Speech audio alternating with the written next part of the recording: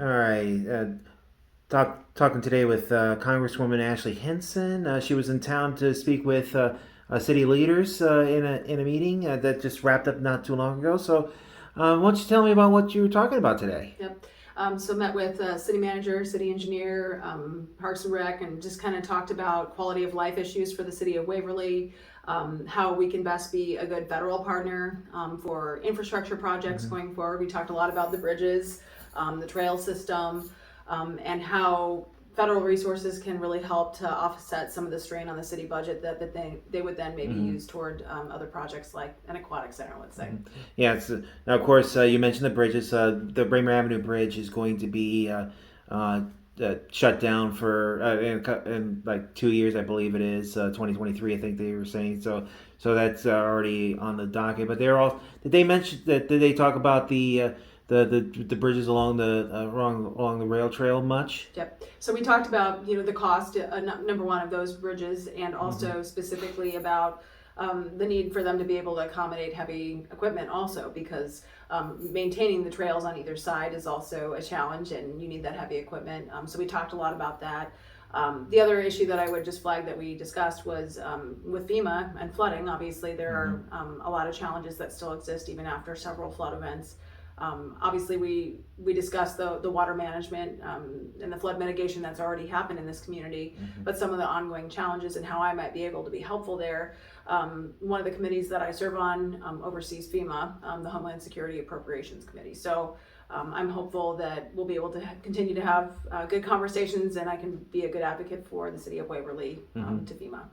Now, of course, that a lot of it, probably a lot of the funding is through uh, the several different federal programs, and of course, what's been making the news a lot lately would be the American Jobs Plan that President Biden is trying to get passed, and of course, it's right now in negotiations in the Senate. They're trying to figure out a right number that both parties can agree on. What do you think about how things are going then with that? Yeah.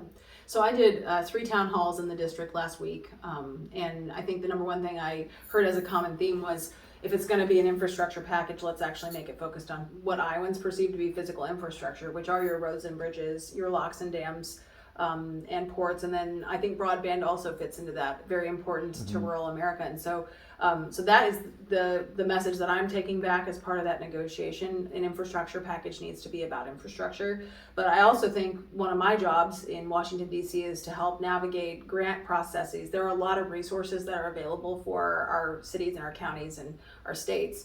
And so one of the things that came up in our meeting today was Tiger grants, and how Waverly specifically has gone through several applications and maybe lost out to a city like Des Moines. And so one of the conversations that I actually had in Washington was with Secretary Buttigieg about Tiger grants, about grant applications. How do our cities have better luck when they don't have huge staff to Mm-hmm. go through and write all those grants for them professionally? And then also, cities need to know how they can improve their applications so that they have a better chance of Mm-hmm. success the next time. So that was a conversation that obviously Secretary Buttigieg and I had a few weeks ago, and I talked with the city manager today about that, city administrator.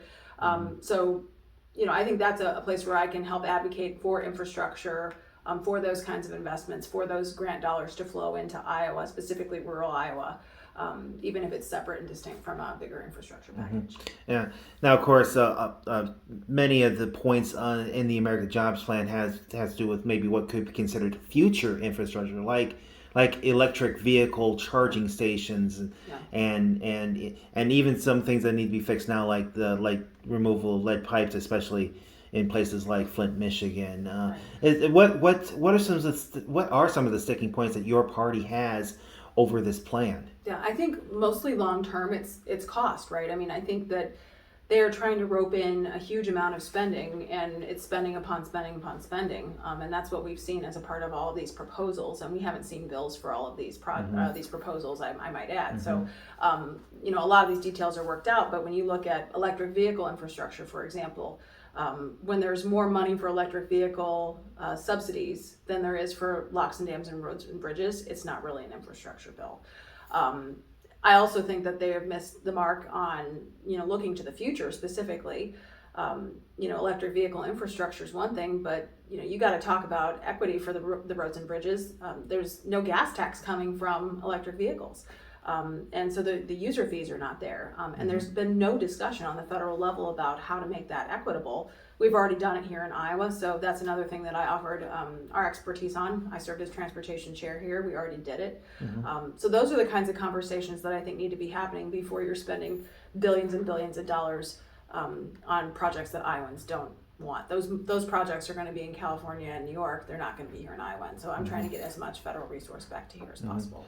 All right, one other thing I want to touch on quick that also a lot in the news is the one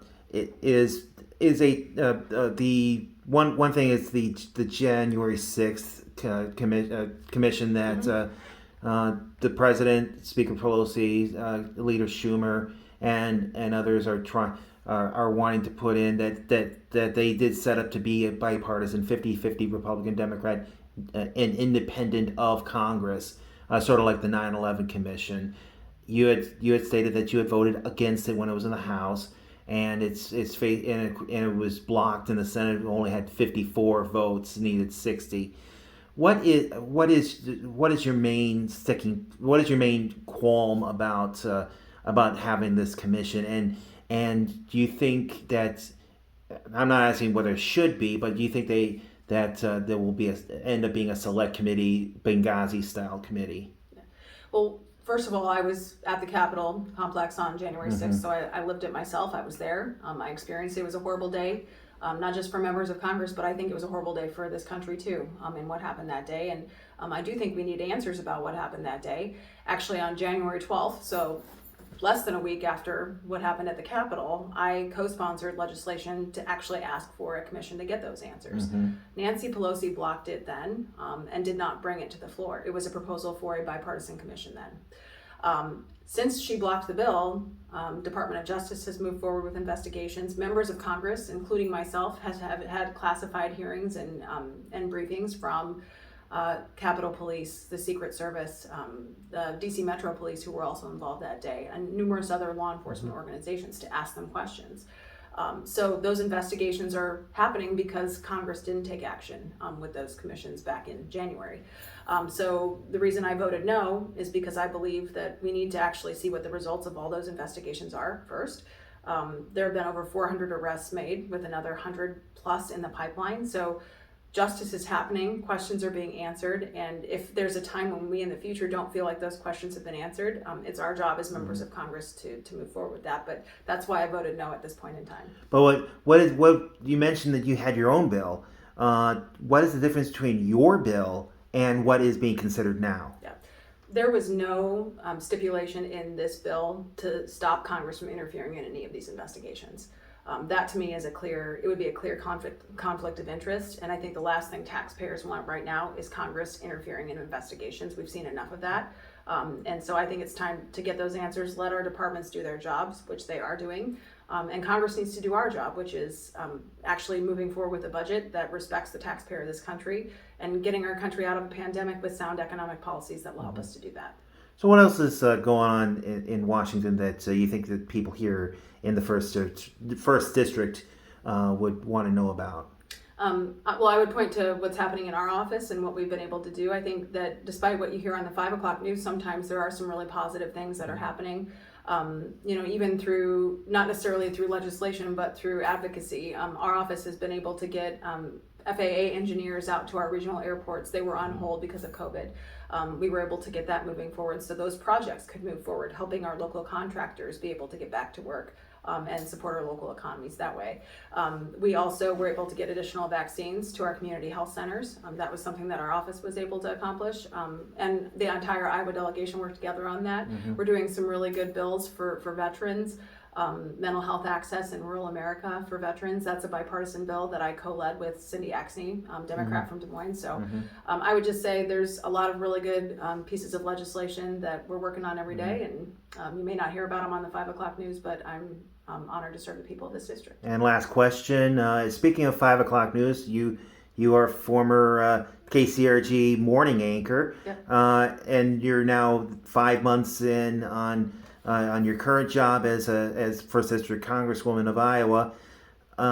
Is there anything that you have seen while in Washington that you never thought you would be experiencing, going from a newswoman to a congresswoman? Yeah. Well, I think, I look back at my experiences over the past 5 months, and I was one of a very select few people to be in the joint presidential address to Congress. And it was a very unique year because of the COVID restrictions. And so myself and Congresswoman Miller Meeks, Senator Ernst were all in the audience that day. And there were only a few hundred people there, which was a very interesting and unique experience that I will certainly remember for the rest of my life. All right. Well, thanks, Congresswoman, and you got to head down to Waterloo for ribbon Yep. cutting. But best of luck to you in the remaining part of your term, and hopefully things will be going well for you representing this district. Thank you. Yeah, you have a good one. You too.